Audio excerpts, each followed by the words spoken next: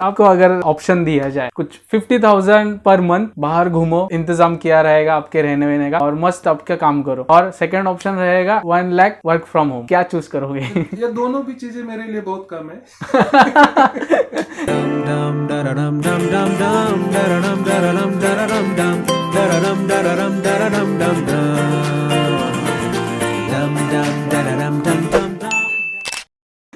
Money का matter नहीं है, चलो बाहर जाओ और मस्त काम करो। डेफिनेटली अगर आपका एक मुंबई में अगर बेसिक लाइफ भी जीना है या घर चलाना है तो एक बैकअप प्लान होना चाहिए कि आपका 1 लाख 1.5 लाख रुपए आपको घर पे आना चाहिए। राइट हाँ। फिर आप किधर भी घूमो। राइट। उसमें क्या होता है कि अभी मैं अकेला नहीं रह चुका हूँ। अगर मैं अकेला रहता तो मुझे कौन सा भी चल जाता, मुझे 20,000 भी मिल जाता तो मैं बाहर निकल लेता। अभी क्या है कि आपके साथ जुड़ा हुआ है फैमिली को सफर करके आप आर्टिस्ट नहीं बन सकते। राइट। तो क्योंकि वो फैमिली आपके बिलीव पे आपको आपके साथ आ चुके हैं कि आप अच्छा कमा रहे हैं, अच्छा, इसीलिए उसने पिताजी ने आपके साथ शादी करवाया। अगर वो भिखारी जैसे ही जीना था या उसको बाहर ही रहना था तो पहले से सोच देता ना, पहले बताना चाहिए, फिर उसको फंसाना नहीं है। जो भी आपके पार्टनर से या कुछ है उसको क्लियर करो कि भाई मैं इतना ये कमाता हूँ, इतना है और मैं बाहर जाने की ऐसा अगर वो एग्री है तो आपसे शादी करे। लेकिन एक बार आप आ चुके उस लाइफ में तो उसको पहले आपको सपोर्ट करना है, फैमिली को उसको एक स्ट्रेंथ देना है, फिर आप निकल सकते। अभी क्या है कि मेरा जो जर्नी है कि मैं यहाँ पे शुरू से आया था तो मेरा घर नहीं था, फिर स्टूडियो नहीं था, तो स्टूडियो लेके मैंने घर सेटल किया, अभी फैमिली को सेटल किया। सब सेटल होने के बाद मुझे 2016 जैसे मेरा 2008 से लेके 2016 पे सेटलमेंट ही चल रहा था, इसीलिए 8 साल। हाँ, इसीलिए मैं आर्ट पे कुछ नहीं कर पाया। अभी मुझे पता है कि मैं अभी कुछ भी कर सकता हूँ क्योंकि मैंने सेटल कर दिया मेरे फैमिली को। ओके। तो आपको ये ध्यान रखना है कि अगर आप शादी कर रहे हैं तो पहले फैमिली को सेटल करो, बाद में आर्ट को। तो अभी इसको ही समराइज करके आप बताओ, जो अभी देखने वाले जो व्यूअर्स है, जो फाइन आर्टिस्ट रहेंगे, अप्लाइड आर्टिस्ट रहेंगे, कोई भी टाइप के आर्टिस्ट रहेंगे, वो अभी कॉलेज में है और उनको उनका फ्यूचर बनाना है, आपने जैसे कहा कि उनको सेटल होना है, क्योंकि मुझे नहीं लगता कि सारे मिडिल क्लास ज़्यादा करके है ना, एक मतलब पब्लिक में ना एक ऐसा लगता है उन्हें कि हम मिडिल क्लास है। नहीं भाई, हम मिडिल क्लास नहीं है। मिडिल क्लास मतलब जो लीगल एरिया में अच्छे से रहते हैं, लेकिन बहुत से लोग हैं जो लीगल एरिया में नहीं रहते, तो वो मिडिल क्लास में नहीं आते, तो उनको उनकी लाइफ स्टेबल करनी है, तो वो क्या करे? उनका जो आर्ट है उसको साथ लेके स्टेबिलिटी कैसे क्रिएट करे? अच्छा सवाल है ना कि क्या होता है ना कि जब तक आपका पूरा लाइफ स्टेबल नहीं होता है तब तक आप फ्री माइंड से आर्ट नहीं कर पाते। जैसे कि आपके पास फैमिली को अच्छा घर देने की या अच्छा स्कूल देने की, आपको अच्छा खाना देने की अगर कैपेसिटी नहीं रहेगी तो आप आर्ट नहीं कर सकते। क्योंकि जब आप आर्ट करते हैं तो आपका एक तो माइंड एकदम क्लियर होना चाहिए, एकदम आपको फोकस होना चाहिए कि हाँ मैं आर्ट कर रहा हूँ। दूसरी चीज ये हो सकती है कि आप ऐसा पार्टनर ढूंढो कि वो आर्ट से ही रिलेटेड हो, तो आपको समझ पाएगा। अगर आर्ट से रिलेटेड आपका पार्टनर नहीं रहेगा तो वो समझ नहीं पाएगा, वो सोचेगा यार मुझे छोड़ के एक 10-10 12-12 घंटा 20-20 घंटा स्टूडियो में पड़ा रहता है, मुझे ध्यान नहीं देता। आपका क्या केस है? तो मेरा जो केस है वही है कि मेरा जो वाइफ है आर्ट बैकग्राउंड से नहीं था, तो मेरा जो जर्नी है वो आर्टिस्ट को देख के नहीं आया था। मेरा जो जर्नी है वो कमर्शियल आर्टिस्ट देख के आया था। तो वो जर्नी उसने देखा है मेरा। तो एक क्या बोलते हैं ना कि आप कौन सा भी वाटर कलर या कोई भी ऑयल कलर करते हैं तो स्मूथ ब्लेंडिंग होता है। अगर कट मारते हैं तो ब्रेक होने वाला है। तो मैंने शादी के बाद मेरा जो ब्लेंडिंग है स्मूथली मैं आर्ट की तरफ लेके आया हूँ। 8 years तो वो स्मूथली है। जैसे कि पहले शुरू में कम काम करता था, फिर ज्यादा। अभी आर्ट का बहुत सारा, अभी वो आदत हो गई उनको।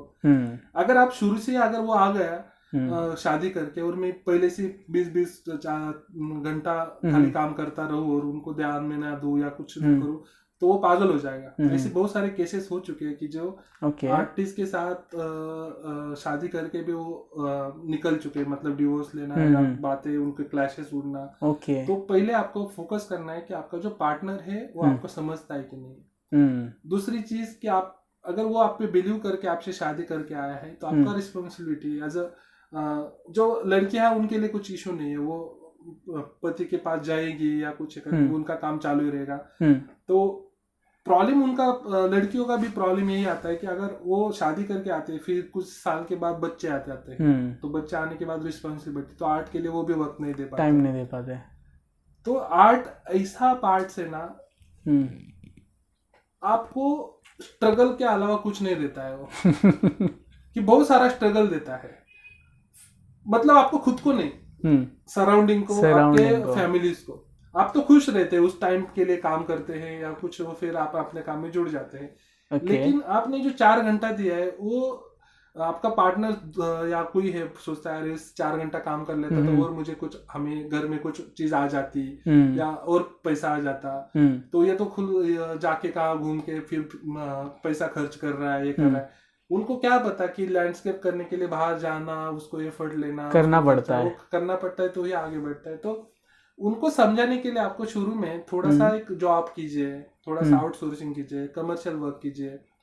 पेंटिंग, अगर आप पेंटिंग फील्ड से तो थोड़ा सा एग्जीबिशन से कुछ एक सेटल हो जाइए। उनको पता होने दीजिए कि ये इससे बहुत सारा इनकम आने वाला है इन फ्यूचर, या इससे ही आपका जर्नी होने वाला है। इनका बिलीव होने के बाद आप आर्ट को पकड़। आपका इतना घूमने का जो प्लान होता है, क्या आपकी वाइफ उसको ये करते हैं, अप्रिशिएट करते हैं? क्या होना कि आपका एक उसको हम मून पीरियड कहते हैं। ओके चला गया, अभी ओल्ड हो चुके हैं ना। ओके भाई आपका एज क्या है अभी? अभी एज मेरा 38 है। ओके, अभी कहाँ, अभी तो जवान हो। जवान है, लेकिन जो रिक्वायरमेंट रहती है, एक बार बच्चा हो जाता है तो ध्यान स्प्रेड हो जाता है, फिर इतना रिक्वायरमेंट नहीं था, तो वो भी कुछ इशू नहीं उसको। हम जो भी आते हैं बातें तो हो जाता है। और आप लेके जाते हो आपके साथ? नहीं, वो नहीं आते, क्योंकि आर्टिस्ट लोगों के साथ जाना मतलब एक रिस्क जैसा है। वो 4-4 घंटे पे एक जगह पे बैठना, राइट वो पागल हो जाएगा लोग, दूसरा लोग। हम एंजॉय कर लेते हैं उस स्पॉट को पेंट करते हुए, लेकिन कोई घूमने आ रहा है और उसको हम 4 घंटा एक ही जगह पे बैठा है तो वो पागल हो जाएगा ना। तो खुद एंजॉय कर सकते हैं। तो आप शॉपिंग के लिए उनके साथ जाते हो?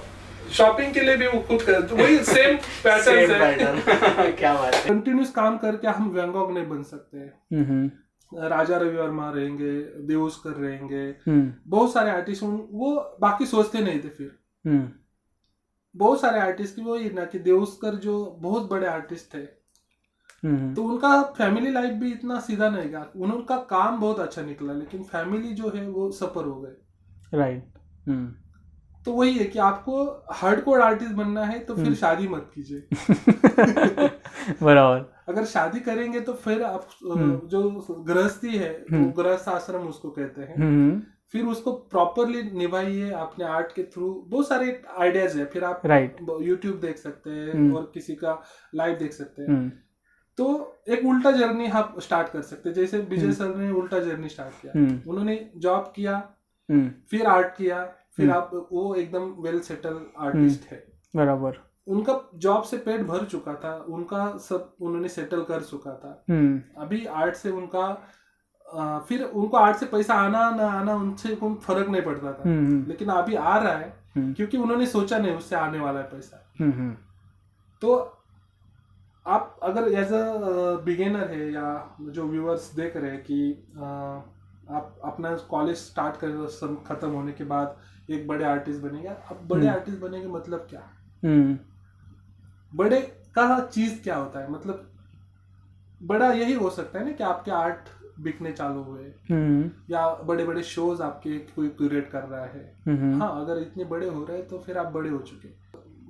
हॉबी आर्टिस्ट छोड़ दीजिए, मैं कॉलेज की बात कर रहा हूँ। कॉलेज, हाँ। हॉबी आर्टिस्ट तो मतलब मेरे 86,000 फॉलोअर्स है, ऐसे कितने मिलियन फॉलोअर्स रहेंगे किसी के। वो सिखा करके देख देख रंगोली बनाती है, हाँ, उसके 1 मिलियन कुछ तो वो राइट सीखा, हाँ सीखा आर्ट, हाँ बराबर। तो वो आर्ट, वो हॉबी आर्टिस्ट है ना, बहुत सारे लोग उनके साथ जुड़े, ऐसे कितने सारे। फिर आप देखिए कि कंपटीशन कितना है, राइट। तो आपको लगता है कि आप उस कंपटीशन में सरवाइव कर पाएंगे, या उस कंपटीशन के अंदर आप सरवाइव करके इनकम जनरेट कर पाएंगे, तो फिर आप आर्ट को 100% आप दे सकते हैं। नहीं तो फिर उसी रिलेटेड कुछ जॉब कर सकते हैं, उसी रिलेटेड कुछ कमीशन वर्क कर सकते हैं, उसी रिलेटेड आप टीचिंग, कोचिंग कुछ भी कर सकते हैं, और उससे आपको एक सबसे बेस्ट एक बिजनेस है, मतलब वो ट्यूशन वाला। राइट, हाँ, आप किसी को सिखाइए। बहुत लोग बोलते हैं कि आप आर्टिस्ट हो, आर्टिस्ट से पैसा जनरेट कर रहे हो, राइट। कोई आर्टिस्ट क्लास नहीं लेता। ओके। जो लेता है क्लास वो हॉबी वाला होता है, वो उसका लाइफ, उसको स्ट्रगल होता है, वो उससे एंजॉय करता है वो। जैसे कि हाउस वाइफ है, स्टूडेंट्स है, जो बाहर जॉब करे, इंजीनियर्स है, डॉक्टर्स है, राइट, उनके पास पैसा बहुत है, शांति नहीं है, वो क्लास लेते हैं आपका। ये गलत इंटरप्रिटेशन है कि आर्टिस्ट को हम पैसा वो क्लास का लेता है और उससे इसे कमाता है। नहीं, कोई आर्टिस्ट जो कॉलेज करने वाला वो वापस क्यों क्लास लेगा? वो बहुत रेयर केस में जिसको एकदम एक्सट्रीम कुछ सीखना है तो वो एकदम बड़े बड़े क्लास लेता है। लेकिन जो स्मॉल क्लासेस चलते हैं, ये इससे चलते हैं कि जैसे कि कोई हाउस वाइफ है, उसको लाइफ टाइम वही बोला जाता है ना, हाउस वाइफ है, तो वो चेंज करना चाहती है वो खुद को। कोई मुझे आर्टिस्ट, छोटा स्टार्टअप, हाँ, वो कोई मुझे आर्टिस्ट करे ना कि हाउस वाइफ। तो वो बैच लगाने के लिए वो सीखता है और खुश हो जाता है वो। अगर एक छोटा सा पेंटिंग भी बना लिया, उसमें वॉल पे लगा दिया, तो वो खुश हो जाता है। उसको बेचना या बड़े बड़े एग्जीबिशन करना, उसका वो इंटरेक्शन नहीं है। तो क्यों ना हम उनको सिखाए, या क्यों ना उनका लाइफ अच्छा करे, तो ये क्यों, उसमें क्या बुराई है? तो जो भी सोचते हैं ये चीज को कि आर्ट ही आर्ट से पैसा कमाता है, ऐसा नहीं होता है। हर फील्ड एक दूसरे के साथ कनेक्टेड है। जैसे कि मैं कमर्शियल आर्ट कर रहा हूँ, या इसमें भी आर्ट है। अगर ये भी कुछ डिजाइन बनाने की कोशिश कर रहा है, तो उसका जो डिजाइनिंग है, उसका भी जो पार्ट्स है, लेआउटिंग्स है, वो भी आर्ट से आ जाता है। कि फिर उसके टेक्नोलॉजिकली पार्ट्स है कि कैसा शेप होना चाहिए, लेकिन दिखने के लिए अच्छा होना मतलब क्या है? आर्ट है। बराबर। उसका यूज कैसे करना, उसको कैसे कैलकुलेट करना, वो इंजीनियरिंग है। लेकिन हर इंजीनियर को एक आर्टिस्ट बनना बहुत जरूरी है, तो ही वो अच्छा काम निकाल सकता है। एक मतलब अप्लाइड आर्टिस्ट से मिलने की है ना, ये खासियत है। मतलब मुझे बहुत मज़ा आता है क्योंकि मैंने फाइन आर्ट लिया है, बट मुझे ना एड्स में या फिर थोड़ा सा बिजनेस साइड ऑफ आर्ट, और या समझो हमारे कमर्शियल जो वर्क्स होते हैं, लोगों के पोर्ट्रेट्स करो या फिर किसी के लिए कुछ अलग काम करो, कमर्शियल सारे जो वर्क्स होते हैं, उसमें मुझे बहुत मज़ा आता है लोगों से बात करने को। तो एक कंटेंट क्रिएटर का जो कीड़ा होता है ना, वो मेरे में है।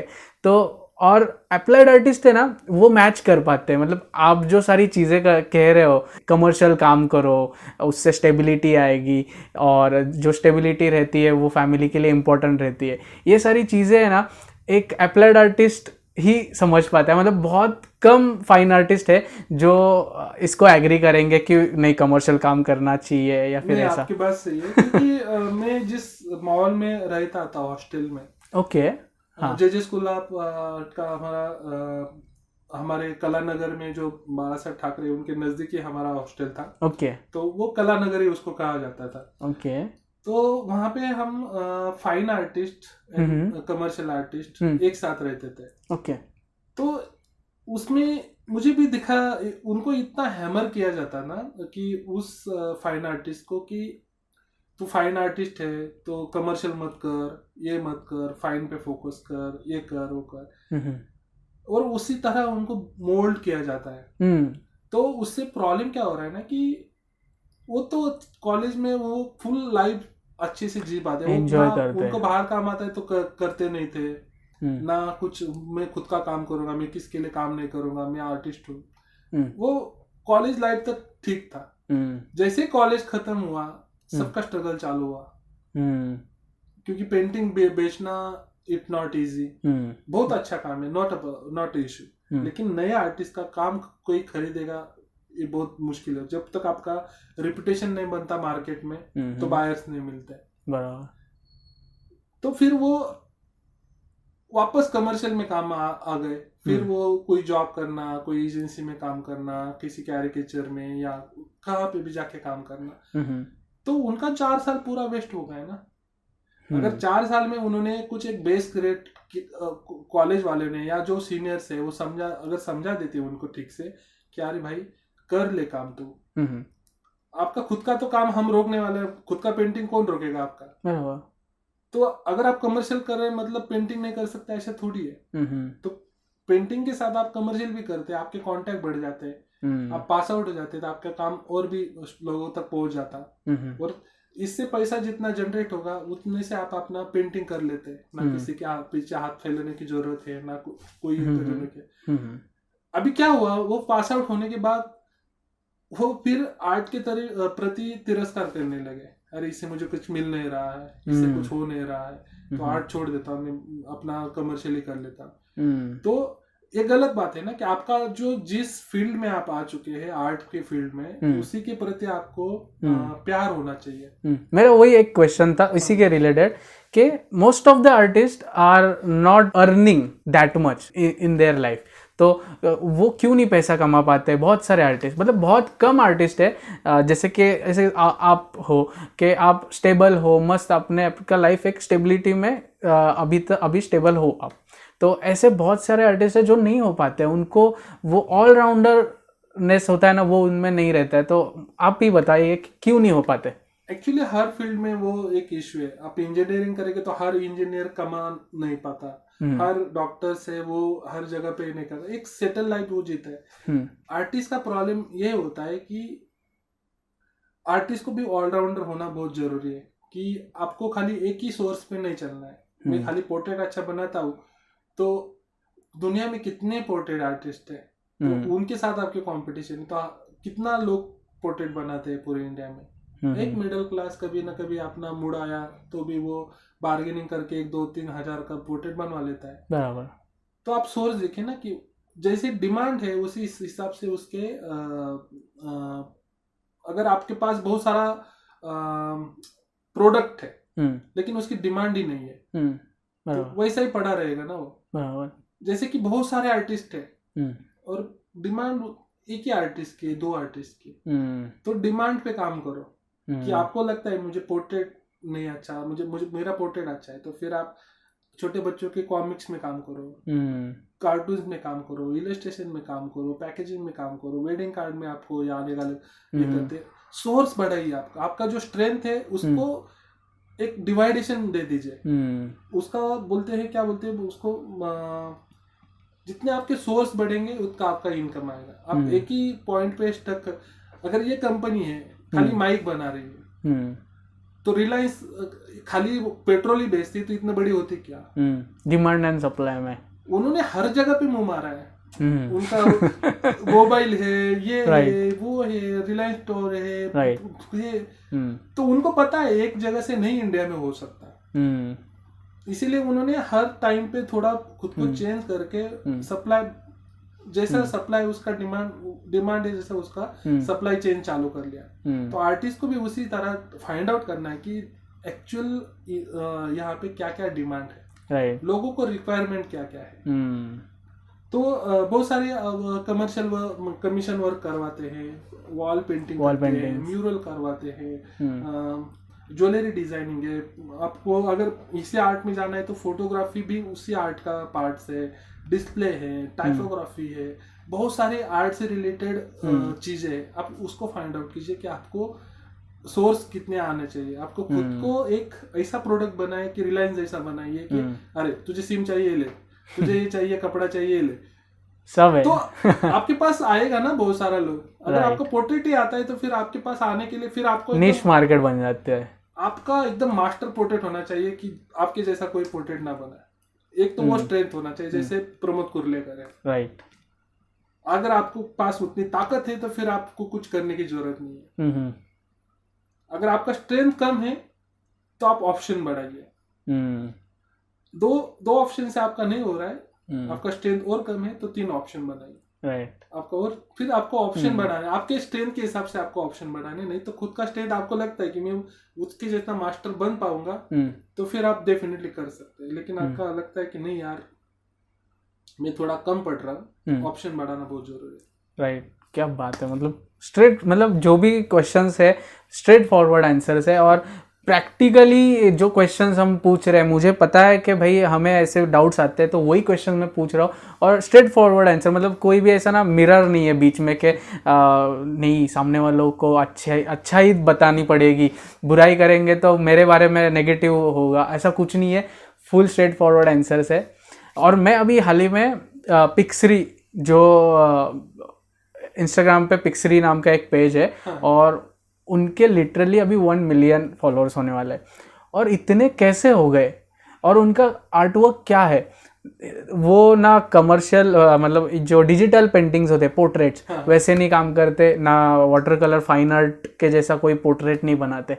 उनका क्या काम है वो पेज पे, वो सिर्फ क्या कंटेंट अपलोड करते हैं, वो कोई तो एक फिल्म का एक सीन लेते हैं गाने का, और वही सीन को डिजिटली वो सिर्फ वेक्टर में बनाते हैं, हाँ, और उसके सिर्फ आंखें और थोड़े से बाल और हाथ, या फिर अगर वो सिर्फ थोड़े से मूवमेंट कराते हैं और पीछे मस्त ऐसा अच्छा सा गाना डालते हैं। तो उनसे मैंने बातें की तो उन्होंने भी, उनका वो जो वो आर्टिस्ट नहीं है पहली बार, उन्होंने बिजनेस स्टडीज में स्टडी किया था न्यूयॉर्क में, आई थिंक उन्होंने मास्टर्स किया, लेकिन वो उन्हें बीच में छोड़ना पड़ा, तो उसके बारे में उनकी पूरी स्टोरी पॉडकास्ट में है, तो किसी को अगर वो जानना है उनके बारे में, तो इतने मतलब 1 मिलियन फॉलोअर्स कोई खाने की चीज़ नहीं है, लोगों को उतना पसंद आएगा ऐसा कुछ तो उन्होंने क्रिएट किया है, उन्होंने कुछ अलग अलग चीज़ें ट्राई करके, तो उसके बारे में बहुत सा डिस्कशन हुआ है, तो वो आप पॉडकास्ट में देख सकते हो।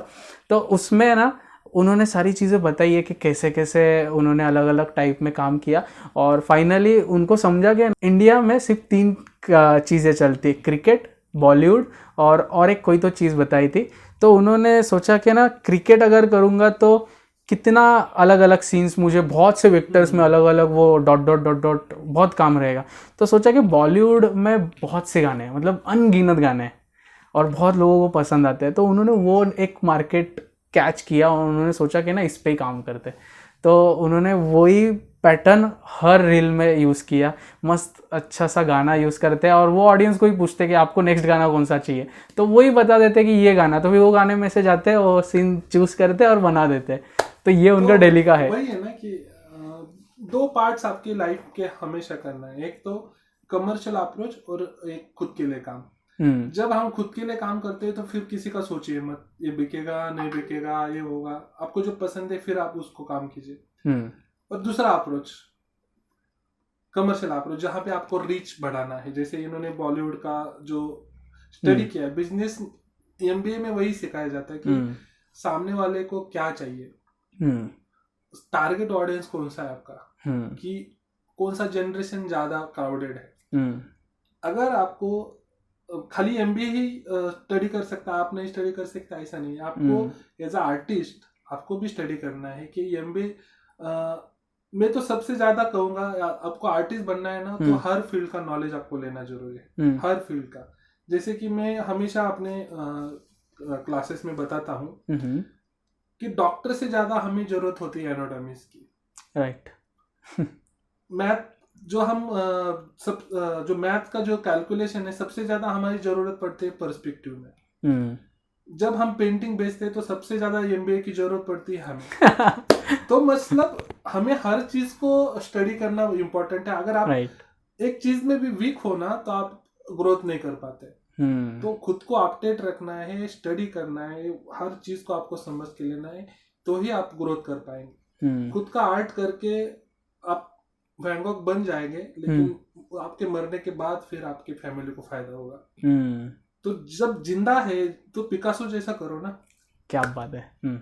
हम जिंदा है उसी टाइम वो जी लेगा, वो उसने इतना अच्छा लाइफ जीला खुद का, तो क्यों ना हम आर्टिस्ट जी सकते हैं। जैसे कि मैं जी रहा हूँ, मेरे पार्टनर्स अचिंत्य, सिकंदर सर, विक्रांत सर, हमारी जो हंसी आ रही है, हमारे चेहरे पे जो मुस्कान है, हमें आर्ट ही दे रहा है।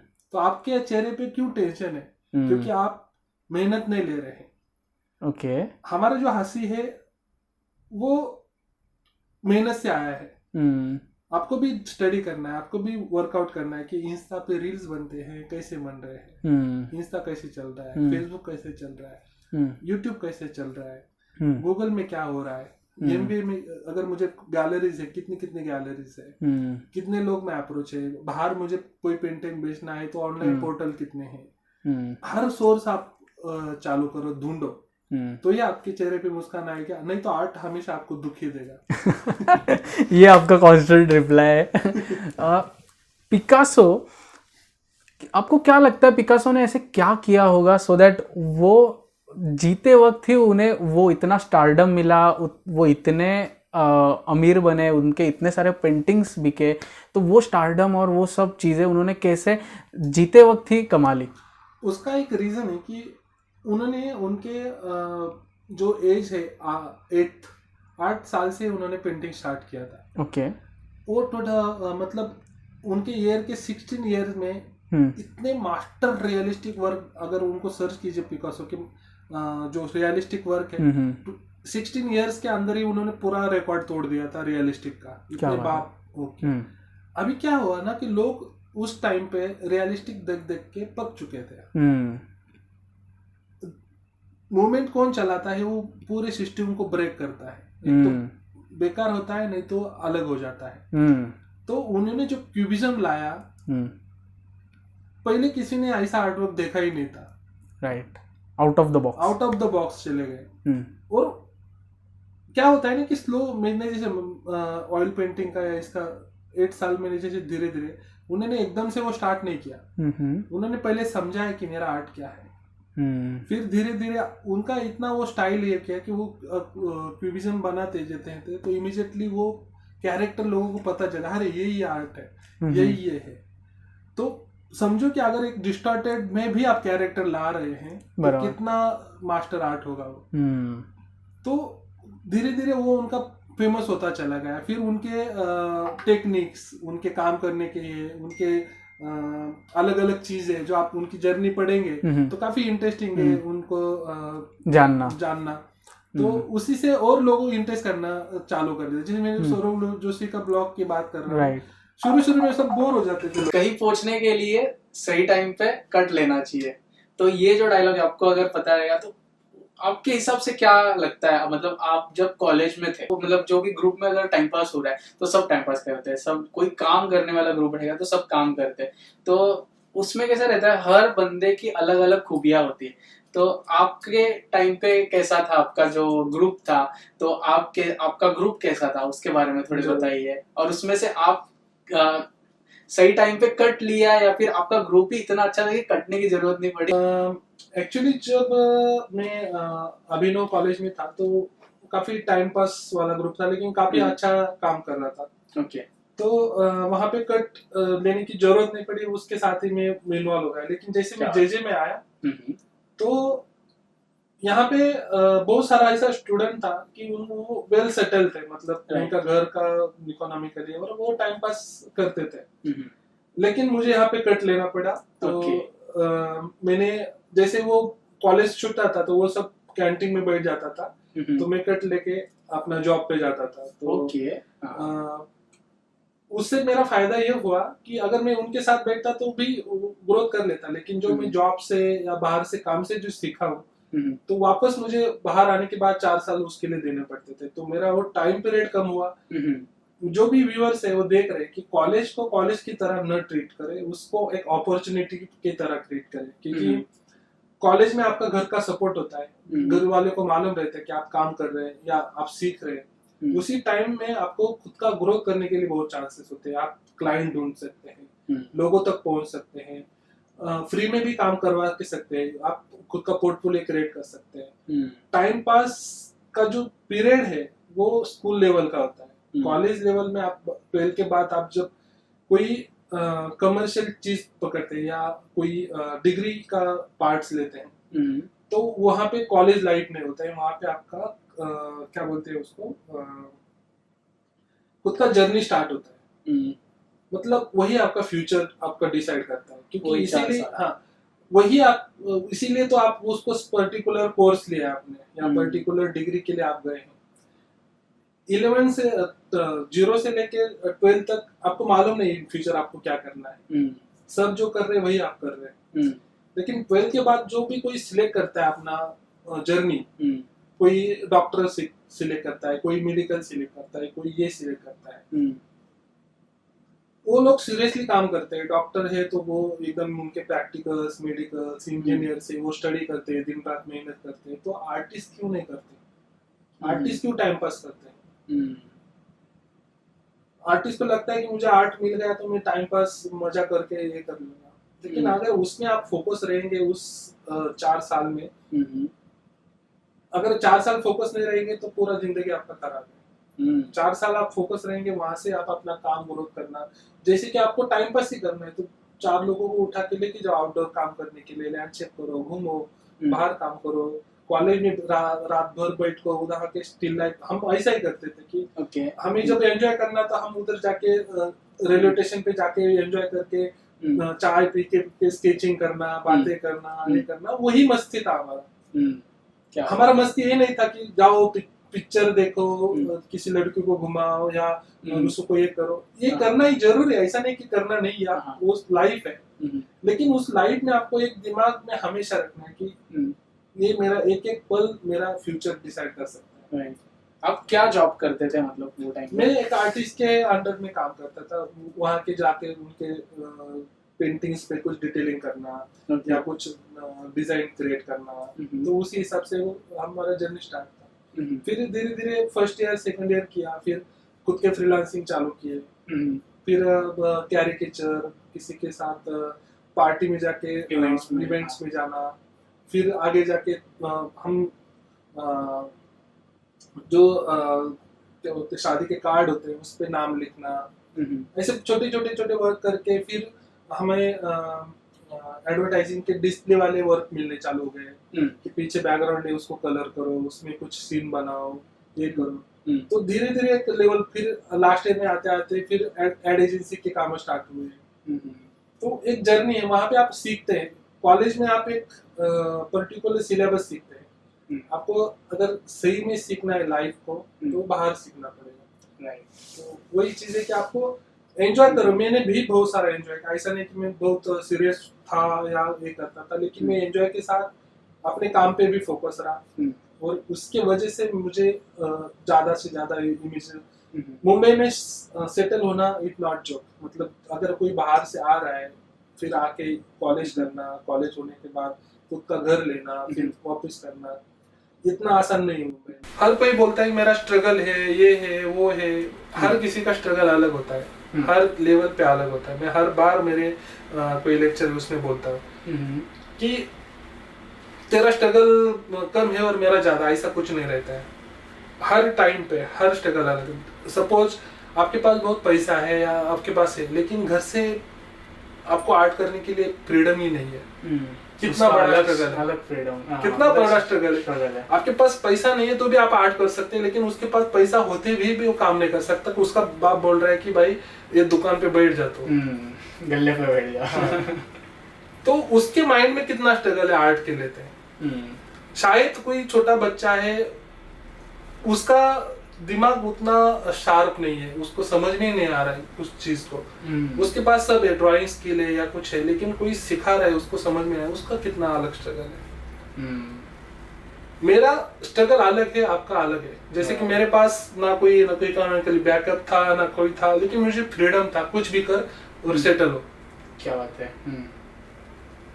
तो हर चीज में एक पॉजिटिव हमें ढूंढना है, नेगेटिव अप्रोच ही नहीं रखना है हमें किसी चीज में। कॉलेज में कॉलेज के जो 4 साल थे उसके बाद आपने मास्टर्स किया था 2 साल, उसके बाद कुछ नहीं ना।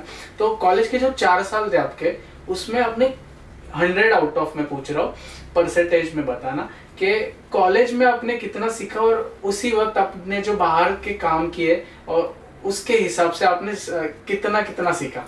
मैं तो कॉलेज में 20% समझूंगा और 80% में बाहर सीखूंगा। लेकिन इसका मतलब ये नहीं है कि आपको कॉलेज नहीं करना है। बहुत लोगों ने एक गलतफहमी फैला दी है कि कॉलेज जाके कुछ सीखने को मिलता, हम खुद से सीखते हैं या खुद से सीख पाएंगे।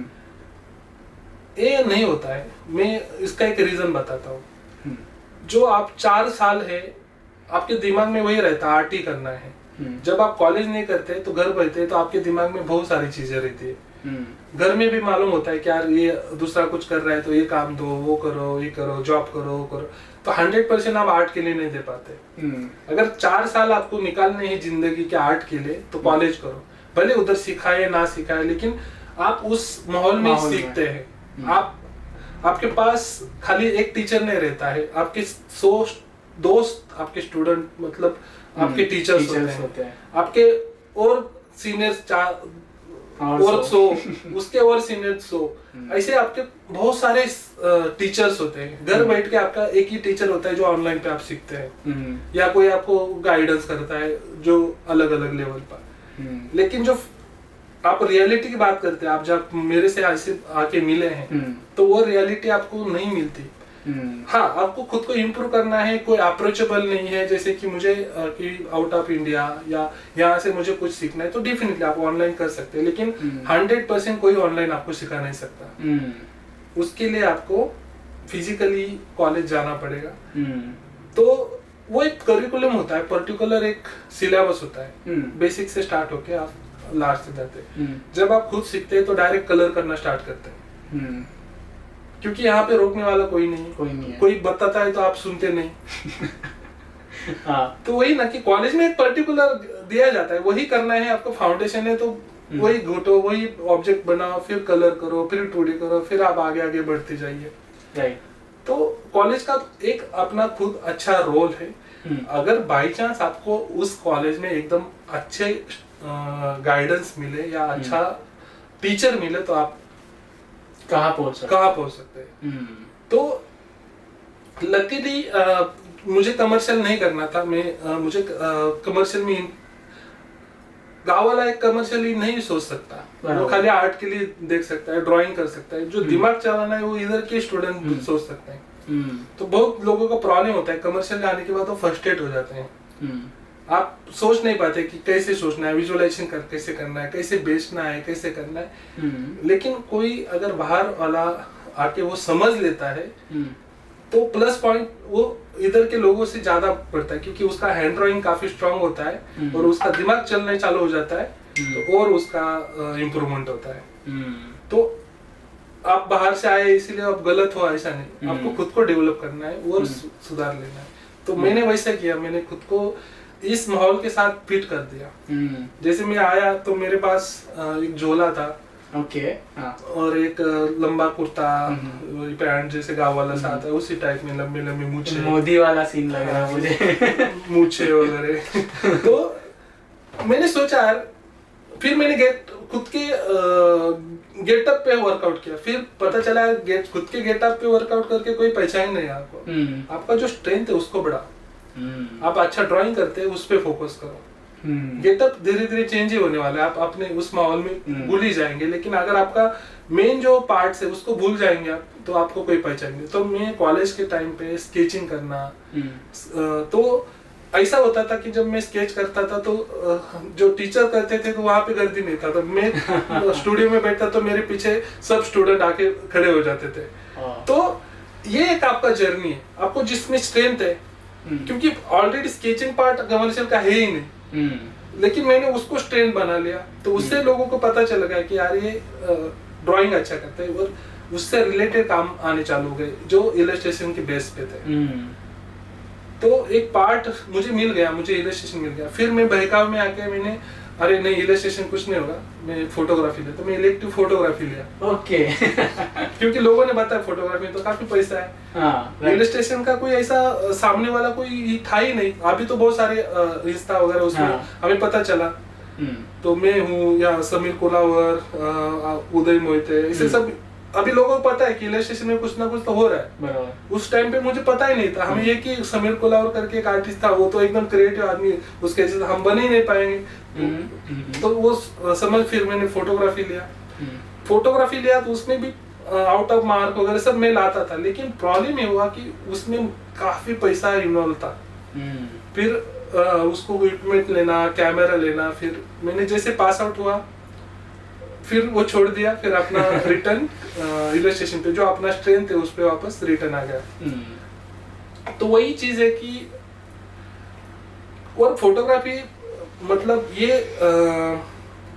वेस्ट हुआ ऐसा नहीं, उसमें भी बहुत कुछ आपको अभी आपको उसके हेल्प हो रही है। मतलब उसी टाइम पे होती है कि आपको लाइटिंग, आपको जो चीजें हैं, बाउंस लाइट, रियल लाइट, वो कैसे पता चलेगी। एज आर्टिस्ट आप खाली पेंट कर सकते हैं, लेकिन उसका जो डिटेलिंग है फोटोग्राफी वाला बता सकता है। जब आप जब मेरे पोर्ट्रेट आप रियलिस्टिक देखेंगे तो वहां पे आपको पता चलेगा कि मैंने जो शूट करता हूँ वही मैं पेंट करता हूँ, दूसरे का नहीं यूज करता मैं।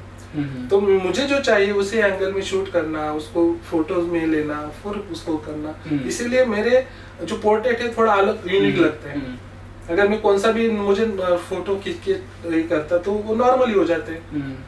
तो फायदा हर चीज का, आप कोई वेस्ट नहीं होता, जो होता है अच्छे के लिए होता है। अगर आपको 2 ऑप्शन दिए जाए, इंस्टाग्राम, 3 ऑप्शन है, इंस्टाग्राम, यूट्यूब और फेसबुक, कोई एक ही चूज करना हो तो आप क्या चूज करोगे? अभी फिलहाल के लिए तो मैं इंस्टाग्राम पे बिलीव करता हूँ। लेकिन अगर मैं सजेस्ट करूंगा कि अगर आप यूट्यूब पे ज्यादा एक्टिव हुए तो वो पैसिव इनकम आपका काफी स्ट्रॉन्ग कर सकता है। मतलब आपको फिर बाकी चीज करने की जरूरत नहीं है, लेकिन क्या है कि उसके लिए आपको प्रॉपर टाइम देना पड़ेगा। इंस्टा के लिए आप ठीक है 1-2 मिनट में आप रील निकाल के छोड़ देते हैं, लेकिन यूट्यूब चलाना है इज नॉट जोक। आप उसको टेम्पररी नहीं ले सकते। यूट्यूब के लिए प्रॉपर आपको रिकॉर्डिंग होना चाहिए, एडिटिंग होना चाहिए, कंटेंट्स प्रॉपर होने चाहिए। क्योंकि जैसे आपने शुरू में ही बोला था कि लोग 1 मिनट के टाइम पे आ चुके हैं, तो आपका 15 मिनट 10 मिनट क्यों देखे।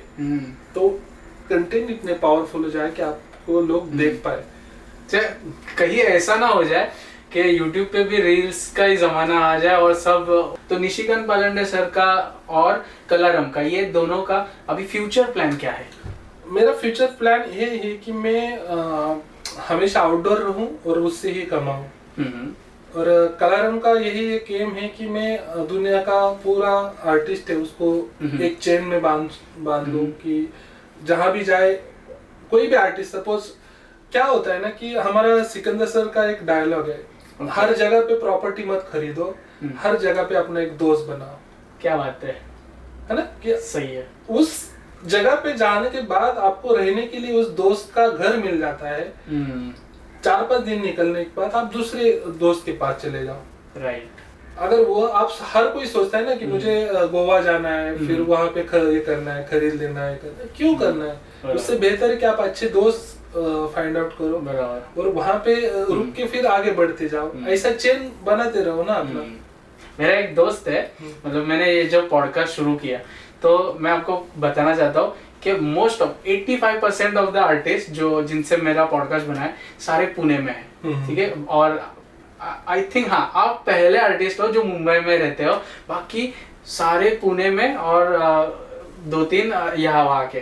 तो पुणे में मेरा कोई रहता नहीं है, मेरे जो रिलेटिव्स है वो पुणे के बाहर है, बहुत दूर है। तो जो पुणे सिटी में रहते हो आर्टिस्ट है तो उनके घर पे जाते वक्त, अभी मैं अकेला आया हूँ तो नॉर्मली मेरा जो एक दोस्त है, मतलब मेरे दोस्त का दोस्त है, वो पुणे में रहता है। उसने कहा कि मेरा एक दोस्त है वो आने वाला है, उसको थोड़ा हेल्प कर दे।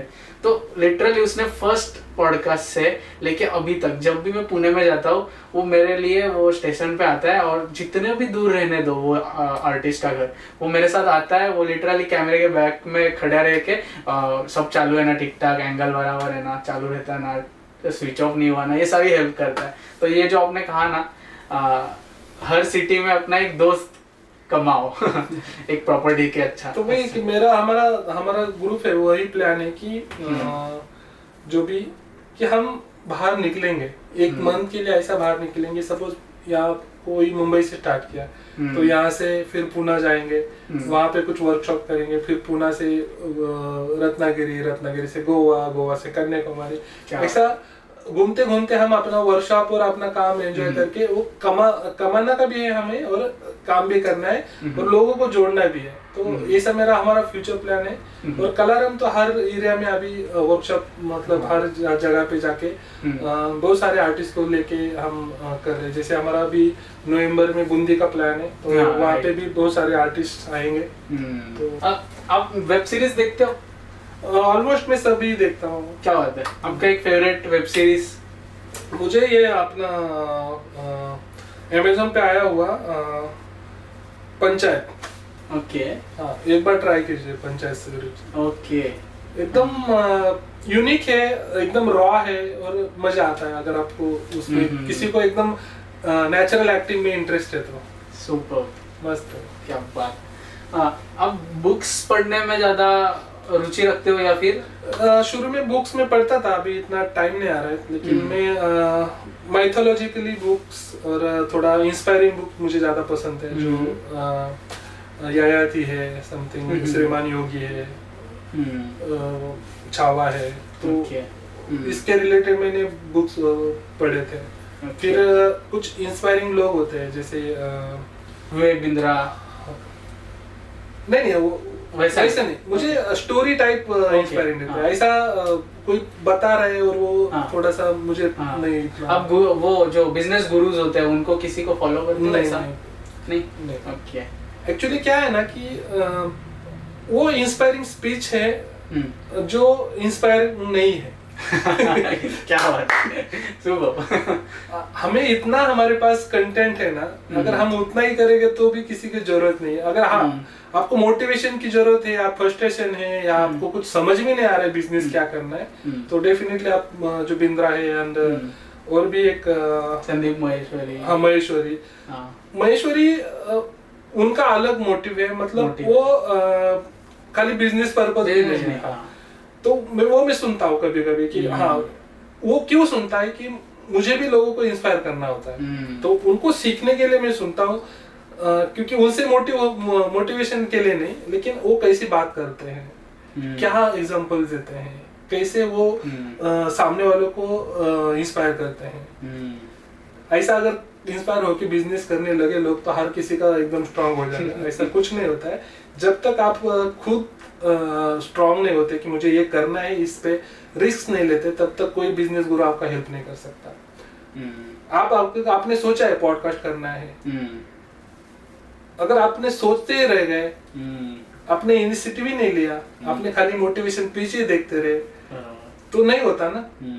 फिर आपने बिजनेस एक माइंड में आपने चालू किया है, मुझे पॉडकास्ट करना है, फिर आप रिसर्च चालू किया। आप किसी का सुन के नहीं चालू किया, पहले आपने डिसाइड किया, अरे मुझे ऐसा आइडिया आया है, फिर इस आइडिया में कौन कैसा वर्कआउट करता है, कैसा वो स्पीच देता है, कैसी बातें करता है, कैसा, फिर आप उसको रिसर्च कर रहे हैं, ना कि उनका मोटिवेशन ले रहे हैं। और रिसर्च भी लोगों से मिलके पॉडकास्ट करके ही आगे अलग अलग आइडियाज आ रहे हैं। मतलब मैं जब बिस्वाल सर का जो पहला पॉडकास्ट था, तब में जो संकेत था और अभी का जो संकेत, उसमें बहुत फर्क है। वही वो जो कॉन्फिडेंस तब नहीं था, वो बहुत अच्छा सा धीरे धीरे आपको इम्प्रूवमेंट आ ही जाता है अपने काम में, कुछ बातें करने में। एक 2-3 रैपिड क्वेश्चंस।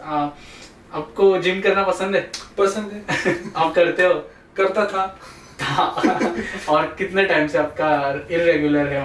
मतलब अगर हम इसके सोचे बात करें तो मैं जिम करना पसंद था, लेकिन इसको हम एक्सक्यूज ही कह सकते हैं। आर्ट फील्ड इतना है ना कि आपको एक बार बैठ गए ना तो आपको सोचता ही नहीं दूसरा कुछ करने, बहुत सारे काम आते हैं, टाइम जाता है। मैं टाइम नहीं दे पाता ऐसा नहीं, लेकिन वो इग्नोर हो जाता है।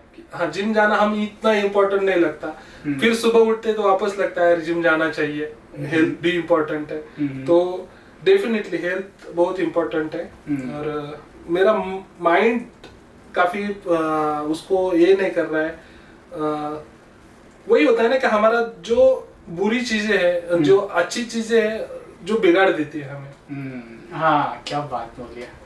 कि कुछ भी हमें स्वीट खाना है तो बिगाड़ ही देगा, लेकिन जहाँ पे हमें कुछ स्ट्रगल, कुछ अच्छा करना है, तो वो स्ट्रगल है उसके पीछे। अगर वो स्ट्रगल को आप एक्चुअली इम्प्लीमेंट करे तो अच्छा लाइफ जी सकते हैं। तो वैसे ही मेरा अभी माइंड इतना स्ट्रांग नहीं कि उसको मैं समझ पाऊँ। तो जिम करना बहुत जरूरी है और अपना हेल्थ ही इम्पोर्टेंट है अगर इन फ्यूचर आपको कुछ आगे बढ़ना है तो। नहीं तो अगर आज के जमाने में आप बड़े आर्टिस्ट बन गए और कुछ दिन के बाद चले गए तो वेस्ट ऑफ है ना पूरा, इतना आपने स्ट्रगल किया हुआ।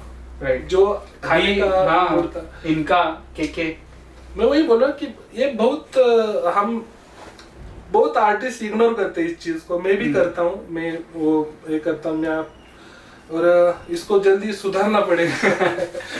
आपके टाइम पे आप कौन से सिंगर्स या फिर उनका गाना सुनते थे आपके टाइम पे, कॉलेज के टाइम पे? नहीं, कॉलेज के टाइम पे तो मैं करंट ही जितना जितना आता था वही मुझे पसंद आ जाता था। जैसे शुरू में कहो ना प्यारे आ गया, देन बाद में दूसरा ऐसे करंट टाइम पे आके वो भूल जाते थे उस टाइम पे। लेकिन जो 90s का पीरियड था उसके गाने अभी भी लगते हैं तो फिर मजा आता है सुनने में। उस कॉलेज के लाइफ या कॉलेज के टाइम पे कहो ना प्यार हुआ था आपको? नहीं, एक्चुअली जब हम कॉलेज टाइम पे रहते थे या कुछ, तो मेरा पूरा ये स्ट्रगल पीरियड में चला गया। तो वो पॉइंट ऑफ व्यू नहीं मेरा यही चुका क्योंकि मुझे टाइम ही नहीं मिला। लेकिन हर किसी का एक सॉफ्ट कॉर्नर होता कि आपको मुझे भी था कि मेरे लाइफ में भी एक पार्टनर हो, अच्छा हो। लेकिन मैं एक था कि मैं काफी सीरियस बंदा था कि अगर किसी को मैं लाइक करूँ तो उससे ही मैं शादी करूँ या उस तरह सा एक शॉर्ट टाइम पॉइंट का मैं नहीं सोचा। इसीलिए मैंने हाथ ही नहीं डाला। कोई पसंद आता था या कुछ मुझे अच्छा लगता तो भी मैंने कभी ये नहीं किया। किसी सामने वाले ने भी अप्रोच किया तो भी उनको समझा कि मैंने ये किया था कि एक्चुअली क्या हो ना कि अगर आपको करियर में फोकस करना है तो ये चीजें करनी पड़ती है। हाँ, आपको अगर खुद पे बिलीव है कि आप टाइम पास करके निकल जा सकते हो इस चीज से तो कीजिए एंजॉय। लेकिन आपको लगता है कि नहीं यार आप अटक सकते हैं, जैसे कि मेरे कॉलेज फिर यहाँ पे अगर मैं अटक जाता तो मैं ना जॉब कर पाता ना बाहर का काम कर पाता, उसके पीछे जाना कितना भी होता ना। मेरे पास उस टाइम पे मोबाइल था तो उसको मिलना या कुछ करना, उसके फिर मैं स्ट्रगल करके इधर उधर से पैसा कमा के मोबाइल खरीदता, उसके रात भर काम बातें करता। ये बहुत सारे मुझे ना एकदम जल्दी ही मैच्योरिटी आ चुकी थी तो उसकी वजह से वो रुक गया। उसी वजह से तो अभी आप ये स्टेज पे वो जो होता है अच्छे के लिए होता है। बराबर। और अभी आप arrange marriage? Arrange plus love था तो ओके, उसका भी एक अलग सा जर्नी है। इन फ्यूचर हम बात करेंगे जरूर। आपने अगर आपको अभी तक आइडिया नहीं है, मैंने जो पॉडकास्ट किया है वो लिटरली मतलब मैं ज्यादातर करके है ना आर्टिस्ट को कहता था कि आपके घर पे रखोगे ना तो बहुत मजा आएगा। तो क्योंकि उसमें बहुत सी बातें की है, बहुत हंसी मजाक किया है। तो इन फ्यूचर नेक्स्ट टाइम जब मिलेंगे तब हम करेंगे। तो बातें करने के लिए तो भाई बहुत है और टाइम मतलब पूरा दिन बीत जाएगा फिर भी बातें खत्म नहीं होंगी। पर अभी सर को भी thank you so much sir, आपने इतना टाइम दिया और फाइनली हमारा पॉडकास्ट रेडी हो चुका है। और आपके सामने आपको कैसा लगा ये पॉडकास्ट आप ज़रूर बताइए। और कोई कमेंट्स रहेंगे, आपके कोई डाउट्स रहेंगे, नेक्स्ट टाइम हम जब मिलेंगे तब सर के सामने हम वो जो कमेंट्स रहेंगे वो सर के सामने हम देखेंगे। सर की खासियत है कि स्ट्रेट फॉरवर्ड बातें कहते हैं, तो वैसी अंदाज में सर आपको सॉल्यूशन देंगे। तो comment down below and thank you so much for watching. Thank you so much मेरे साथ जुड़ने के लिए और इन फ्यूचर जरूर जुड़ेंगे। Yes dum